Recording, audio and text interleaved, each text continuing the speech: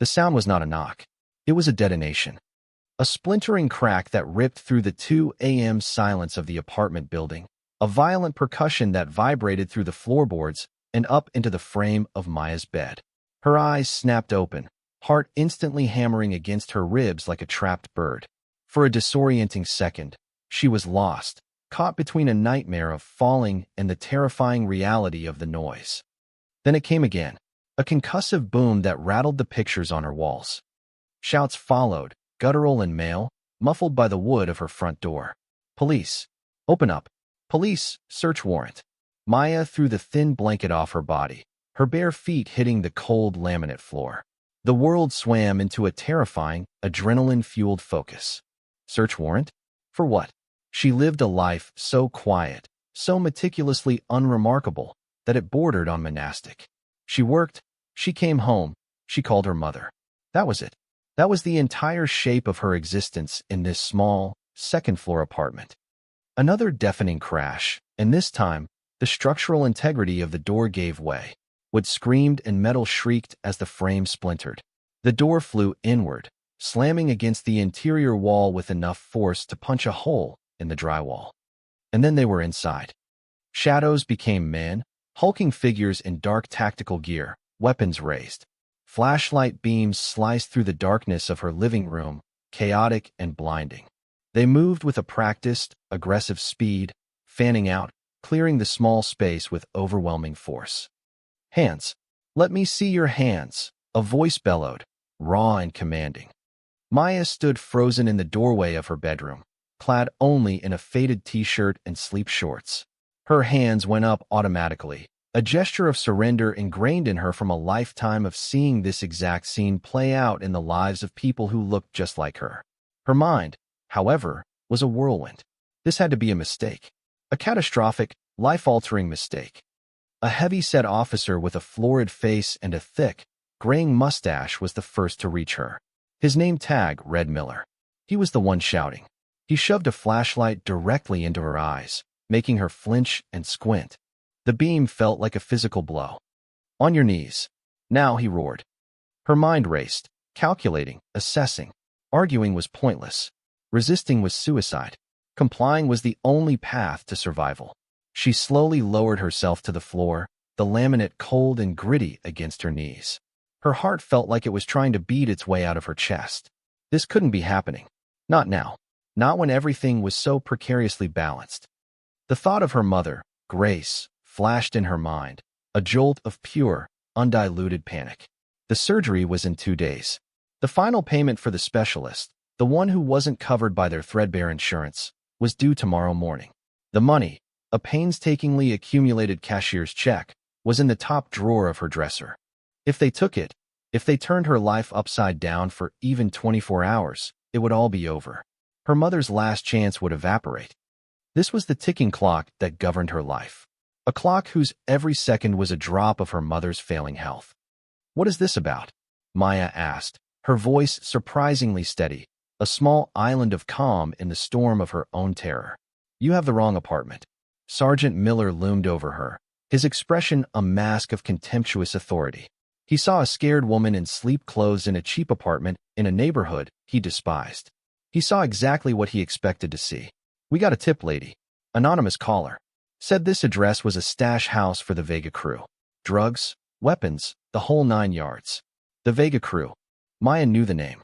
A brutal local gang she'd been reading reports on for months. Associating her with them was not just wrong, it was absurd. It was a leap of logic so vast and baseless it could only be fueled by prejudice. There are no drugs here, she said, keeping her tone even, respectful, deferential. It was a role she had to play. I live alone. I work as a data analyst for a logistics firm. It was her cover story, bland and verifiable. Miller let out a short, ugly laugh. A data analyst? Right. And I'm the King of England. We know what goes on in this building. He gestured around her sparsely furnished apartment with the barrel of his rifle. A worn sofa, a small television, a single bookshelf overflowing with paperbacks. It was the home of someone who was never home, who spent all their energy elsewhere. Turn it upside down, he barked to his team. The other officers, who had been standing as silent sentinels, sprang into action. They were a force of controlled chaos, yanking cushions off the sofa, pulling books from the shelves, opening her kitchen cabinets with rough, dismissive movements. The sounds of her life being systematically dismantled filled the small space. Maya watched, a cold, hard knot of fury forming in her gut. This was more than a mistake. This was a violation born of apathy and assumption. They hadn't done their due diligence. A single database check would have shown her squeaky clean record. A day of surveillance would have revealed her boring, predictable routine. But that was effort. It was easier to just kick down the door. It was easier to believe the anonymous tip that confirmed all their biases about this part of the city. She had to keep them away from that dresser drawer. "Sergeant," she began, trying to inject a note of pleading into her voice. "Please. In my bedroom, in the top drawer of the dresser, there's a cashier's check. It's for my mother's heart surgery. It's everything I have. Please, just be careful with it." Miller's eyes narrowed. He smirked, a cruel twisting of his lips. "Heart surgery? That's a new one. Usually it's for your sick grandmother. Or your kid's school trip." He was enjoying this. The power, the fear in her eyes. It fed something ugly inside him. He turned to one of the younger officers, a man named Davis whose face was still tight with nervous energy. "Davis, check the bedroom. See if you can find this surgery money." The sarcasm was thick enough to taste. Maya's breath caught in her throat as Davis moved past her and into the bedroom. She heard the sound of a drawer being yanked open. This was it. The precipice. She had dedicated her life to preventing this. Her entire career, her entire being, was a reaction to a night just like this one, 20 years ago. The memory was seared into her brain. The splintering wood of a different door, the same confused shouting, the terror on her mother's face, and the helpless, righteous anger on her father's. Her father, a good man, a history teacher who believed in the promise of the country with all his heart, had been mistaken for a robbery suspect. He had argued, not with anger, but with the impassioned logic of a man who believed in the system. He had quoted case law. He had demanded to see a warrant. They had beaten him for his audacity. They had broken his arm and charged him with assaulting an officer. The charges were eventually dropped, but the man was never the same. The light in his eyes, his unwavering belief in the arc of justice, had been extinguished. He died of a heart attack 5 years later, a death his wife, Grace, was convinced was caused by a broken spirit. That night, a teenage Maya had made a vow over her father's worn copy of the Constitution. She would not be a victim. She would not be helpless. She would not stand by while the system broke good people. She would get inside. She would learn its language, its rules, its secrets, and she would change it, or she would burn it down from within. That vow had taken her through law school, through the grueling ordeal of Quantico, and into the Federal Bureau of Investigation. It had led her here, to this undercover assignment, back in a neighborhood not so different from the one she'd grown up in. She was investigating a ring of corrupt officers in this very precinct, a unit known for shaking down local businesses, falsifying reports, and operating on racially motivated tips, a unit led by Sergeant Miller. The dramatic irony was so thick, so suffocating, it almost made her want to laugh. Here was the subject of her top-secret, 18-month-long investigation, standing in her living room, tearing her life apart based on a lie. He had no idea who she was. He couldn't possibly know that the quiet data analyst on her knees was Special Agent Anya Sharma, the lead investigator on the federal racketeering case being built against him and his crew. To him, she was just another anonymous black woman, another faceless resident of a part of town he considered a blight. She was invisible, and that invisibility, which had been her greatest weapon for over a year, was now her greatest liability. "Sarge," Officer Davis called out from the bedroom. His voice was different. The nervous energy was gone, replaced by a note of confusion, of hesitation. You might want to see this." Miller's sneer faltered for a fraction of a second. He shot a wary glance toward the bedroom, then backed down at Maya, as if expecting a trick. "What is it, Davis? You find a mountain of cash? A kilo of coke?" "No, Sarge," Davis said, his voice dropping lower. "It's something else." A cold dread, different from the initial panic, washed over Maya. What did he find? Her burner phone? Her encrypted laptop? Her cover was about to be blown in the worst possible way, not in a controlled reveal to a grand jury, but in a chaotic, violent raid where she was outnumbered and unarmed. Miller grunted with annoyance and stomped toward the bedroom. Useless, he muttered under his breath. Maya strained her ears, listening. She heard Miller enter the room. She heard a rustle of movement. And then, she heard silence. A profound, unnatural silence. The cacophony of the search stopped. The other officers in the living room paused, their heads cocked, sensing the shift in the atmosphere. The air grew thick, heavy with unspoken tension. Seconds stretched into an eternity. What was happening in there? Finally, Miller reappeared in the bedroom doorway. His face, once flushed with arrogant certainty, was now pale. The sneer was gone, replaced by a slack-jawed expression of disbelief. His eyes, when they met Maya's, were wide and vacant with shock. He looked like a man who had just seen a ghost. He didn't speak. He couldn't. He just stared at her, his mind clearly struggling to reconcile the woman on the floor with what he had just seen. Officer Davis emerged from the bedroom behind him, looking just as stunned. He held nothing in his hands. He just glanced at Miller, then at Maya, then at the floor. A silent, terrified apology was etched on his young face. "What is it?" one of the other officers finally asked, breaking the spell. "Sarge, what's going on?" Miller seemed to find his voice, but it was a choked, strangled version of his former bellow. "Everybody stop," he croaked. "Stop the search." He took a clumsy step back into the living room, his movements jerky and uncoordinated. He never took his eyes off Maya. He was looking at her differently now. Not at a suspect, not at a resident of this neighborhood, but at something else entirely. Something he feared. "What did you see?" Maya asked, her own voice quiet. But now it was not the quiet of deference. It was the quiet of control. Miller swallowed hard, his Adam's apple bobbing in his thick neck. He didn't answer. But Maya knew. She knew exactly what they had seen. It wasn't the check. It wasn't her hidden laptop. It was something she had left in plain sight, a piece of her true self hiding behind a shield of mundane domesticity. Hanging on the back of her closet door, partially obscured by a plain gray bathrobe, was a navy blue windbreaker. It was an old, standard-issue jacket, slightly faded from years of use. And on the back, in bold, stark yellow letters, were three of the most powerful initials in American law enforcement. FBI.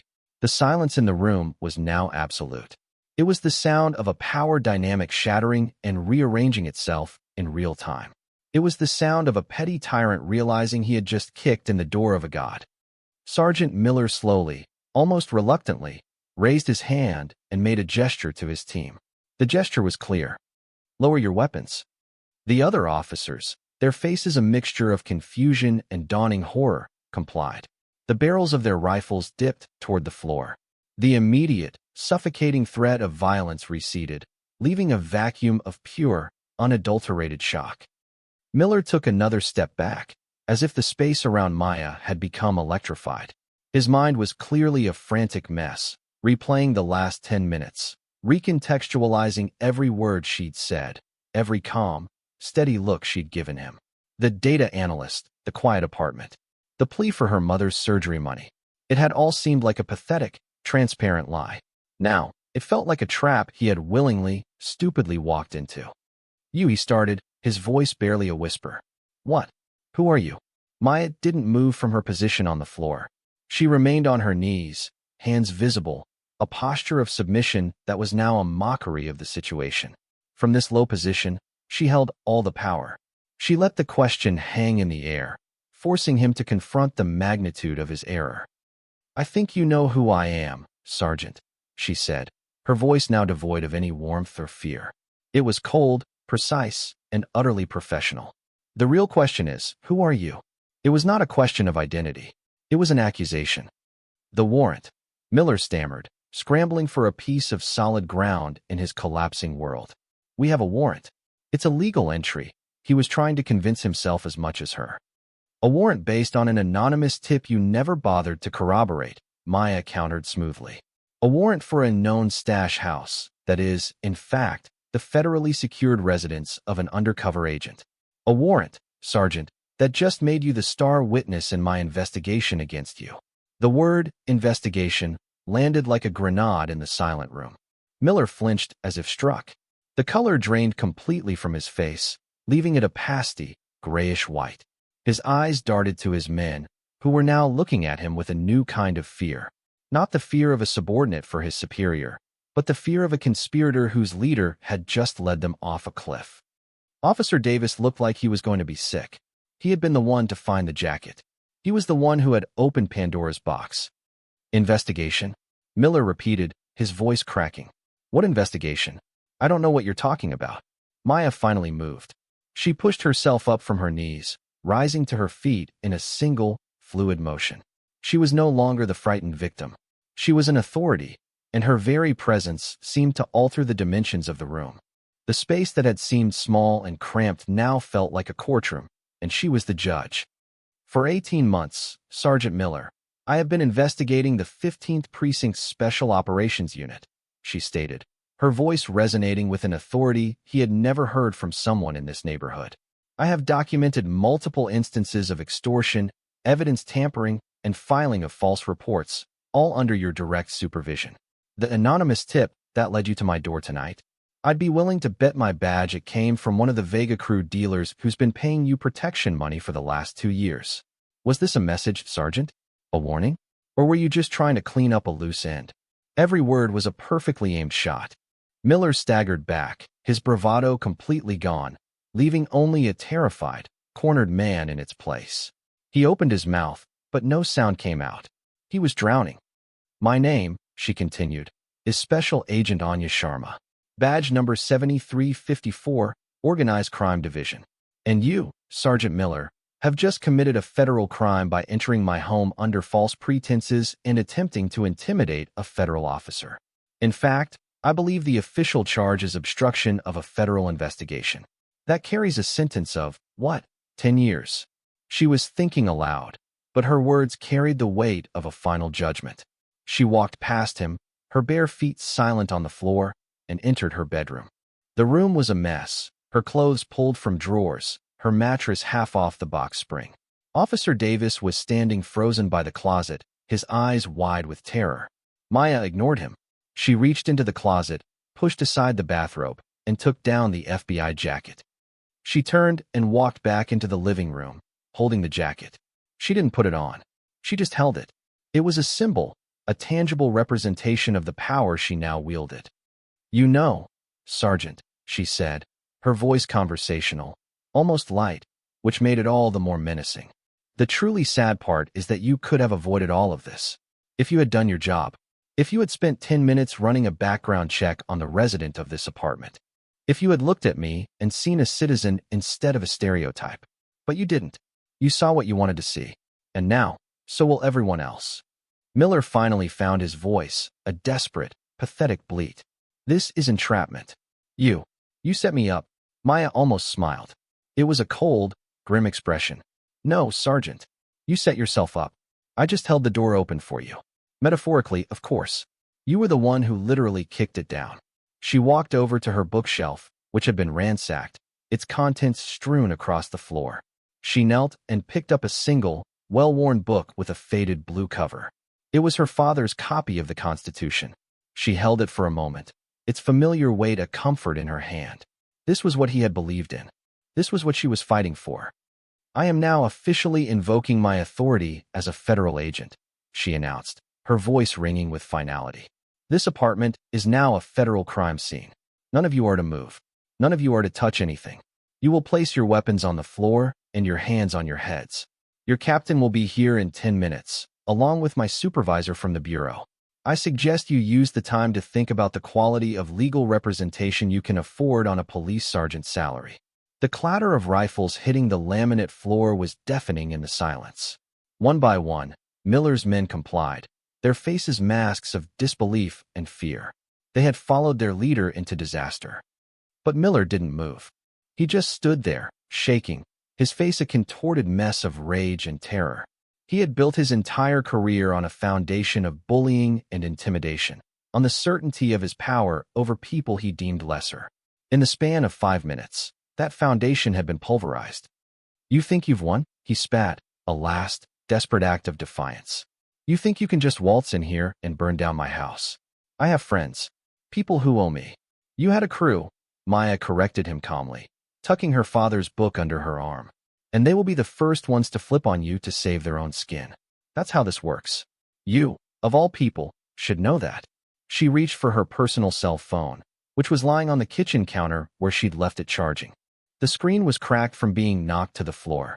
She picked it up, her movements deliberate and unhurried. She dialed a number from memory. Director, she said into the phone, her voice all business. This is Special Agent Sharma. Code Sierra. The package is compromised. I repeat, the package is compromised. I have the subjects contained at my location. Yes, sir. The 15th Precinct. Sergeant Frank Miller and his unit. I'm going to need a full federal response team. And sir, please notify Captain Rostova of the 15th. Tell her she has a mess to clean up. She ended the call and placed the phone back on the counter. The game was over. Checkmate. The wail of distant sirens began to cut through the night, growing steadily closer. It was a sound that had once filled Maya with a sense of dread. Tonight, it was the sound of deliverance. It was the sound of the system, slow and imperfect as it was, finally beginning to work. Miller finally broke. A strangled sob escaped his lips. He sank to his knees, the same position he had forced her into just minutes before. The mighty sergeant, the petty tyrant of the 15th Precinct, was broken. He was just a man, stripped of his power, facing the ruin of his life. Maya looked down at him, not with pity, but with a profound and weary sense of justice. This wasn't about revenge. It was about balance. It was for her father. It was for every person whose door had been kicked in, whose dignity had been stripped away, whose faith had been shattered by men like Miller. The flashing red and blue lights began to strobe through her windows, painting the trashed apartment in chaotic patterns of color. The cavalry had arrived. Her cavalry. Captain Eva Rostova was the first one through the door, her face a thunderous mask of controlled fury. She was a tall, imposing woman with a reputation for being a rigid follower of protocol, a reputation Maya had been counting on. Behind her was Assistant Director Mark Hansen of the FBI, Maya's direct supervisor, a man whose calm demeanor concealed a mind like a steel trap. Rostova took in the scene at a glance. The splintered door frame, the trashed apartment, her own officers on their knees with their hands on their heads, and Sergeant Miller, her problem child, sobbing on the floor. At the center of it all stood Maya, barefoot in her sleep clothes, holding an FBI jacket and a copy of the Constitution. Special Agent Sharma, Rostova said, her voice tight with anger and embarrassment. Report. Captain, Maya replied, her tone formal. At approximately 0200 hours, Sergeant Miller and his unit executed a no-knock warrant on my residence, which is a federally protected undercover location. The warrant was based on an uncorroborated anonymous tip alleging narcotics activity associated with the Vega crew. They entered with excessive force, destroyed my property, and attempted to intimidate me. Hansen stepped forward, his eyes sweeping over the scene with cold fury. He looked at Maya, a flicker of concern in his eyes. Are you harmed, Agent Sharma? I am not, sir, she replied. Just angry. Hansen nodded. Then his gaze fell on Sergeant Miller. Sergeant Miller, he said, his voice dangerously quiet. You have just committed about a dozen federal and state crimes. You have compromised a multi-year investigation into organized crime in your own precinct. And you have assaulted a federal officer. You are a disgrace to your badge. Rostova didn't wait. Cuff him. She snapped at the federal agents who had followed them in. Cuff them all. Internal Affairs will take their statements. Then you can have them, Director. As two FBI agents hauled a blubbering Miller to his feet, his eyes met Maya's one last time. They were filled with a venomous, uncomprehending hatred. He couldn't understand how this had happened. How the woman he had dismissed so easily had turned out to be the architect of his doom. Maya simply held his gaze, her expression unreadable. She felt no triumph, only a grim satisfaction. The first domino had fallen. After Miller and his crew were led away, the apartment was a hive of activity. Forensics teams were documenting the damage, and federal agents were conferring in hushed tones. Director Hansen walked over to Maya, who was now sitting on the edge of her sofa, a blanket draped over her shoulders by a thoughtful young agent. Anya, he said, his voice soft. I'm sorry. This should never have happened. The system failed you tonight. The system didn't fail, Mark, she said, looking around at the wreckage of her temporary life. It worked exactly as it was designed for some, and not at all for others. Miller's unit felt invincible because the system taught them they were. They kicked in my door because they've kicked in 100 doors just like it and never faced a single consequence. She looked down at her hands. The only difference tonight, she whispered, is who was behind this one. Hansen nodded, his expression grim. What do you need? Maya took a deep breath, the adrenaline finally beginning to fade, leaving a bone-deep exhaustion in its place. But she wasn't done. This was the moment of leverage, the moment her father never had. First, she said, her voice gaining strength, I need you to unfreeze my bank accounts. The warrant would have triggered an automatic hold. My mother is having surgery tomorrow, and I have a cashier's check in that dresser for the surgeon. I need it. Done, Hansen said without hesitation, already pulling out his phone. I'll call the bank's security chief myself. It will be cleared in an hour. What else? Officer Davis, she said. The young one. He was scared, but he was the first one to realize something was wrong. He didn't try to cover for Miller. I want him placed in protective custody with internal affairs. He's going to be the key witness against the entire unit. He needs to be protected. Captain Rostova, who had been listening, stepped forward. I'll see to it personally, Agent Sharma. He'll be handled by my most trusted lieutenant. Good, Maya said. And finally, I want this to mean something. When the dust settles, I want to lead a new task force, a joint operation between the Bureau and the 15th Precinct, to reform the warrant and informant protocols. We need to build a system that requires verification, that prioritizes de-escalation, that prevents this from ever happening to anyone again. Not just to federal agents, but to everyone. Hansen and Rostova exchanged a look. It was an unprecedented request. But they were looking at a woman who had just survived a nightmare and had the presence of mind to dismantle a corrupt police unit from her own living room floor. You'll have my full support, Hansen said. And a blank check. The department owes you a debt, Agent, Rostova added. Your proposal will be on the commissioner's desk by morning. I will personally endorse it. Maya finally allowed herself a small, weary nod. It was a start. A real, tangible start. She looked over at her nightstand, where her father's book lay. The promise was not yet fulfilled, but a crucial battle had been won. 6 months later, the view from Anya Sharma's office was of the city skyline, not a brick wall. The office was spacious, clean, and quiet. It was the headquarters of the newly formed Metropolitan Integrity Task Force. Her undercover identity was gone, packed away with the cheap furniture and the quiet life she had pretended to live. She was Special Agent Sharma now, in a crisp pantsuit, her FBI credentials clipped to her belt. On the corner of her large oak desk, in a place of honor, sat her father's worn copy of the Constitution. Her mother, Grace, was recovering beautifully. The surgery had been a complete success. She had visited Anya's new office last week, her eyes filled with a pride so fierce it was almost painful to witness. Your father, she had whispered, her hand on Anya's cheek. He would be so proud. The changes Anya had demanded had become reality. The Sharma rule, as the press had dubbed it, was now standard procedure citywide. It required a senior officer's digital sign-off and a cross-reference background check on the residents before any no-knock warrant could be issued. It had already resulted in a 60% drop in forced entry warrants and a corresponding increase in peaceful arrests. Detective Davis, formerly Officer Davis, was her second in command. He had testified brilliantly at the federal trial. His clear, honest account of the raid and the months of corruption leading up to it sealing the fate of his former colleagues.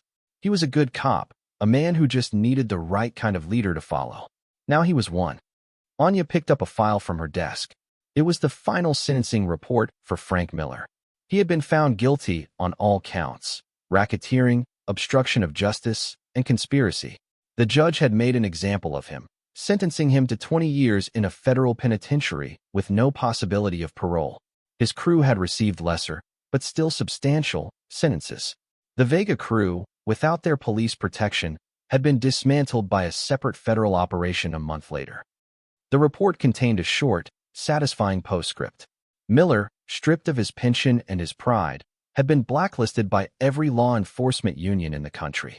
His name was now a cautionary tale, a synonym for the arrogance and corruption that could fester in the dark corners of the system. He was no longer a tyrant. He was just a number in a federal prison, a forgotten ghost in a world he no longer had any power over. Anya closed the file. She stood up and walked to the large window, looking out over the sprawling city. It was a city of millions of doors. Behind each one was a life, a story, a family. For too long, the system had seen those doors not as thresholds to homes, but as obstacles to be breached. Her work was just beginning. There were other Millers, other flawed precincts, other systems that needed to be rebuilt on a foundation of trust and accountability, not fear and suspicion. It was a monumental task, the work of a lifetime. But as she stood there, the city lights beginning to twinkle in the dusk, Anya Sharma felt not exhaustion, but a surge of purpose. She was no longer invisible. She had a voice, she had power, and she had a promise to keep. The arc of the moral universe was long, but tonight, she felt her hand on it, helping to bend it, ever so slightly, toward justice.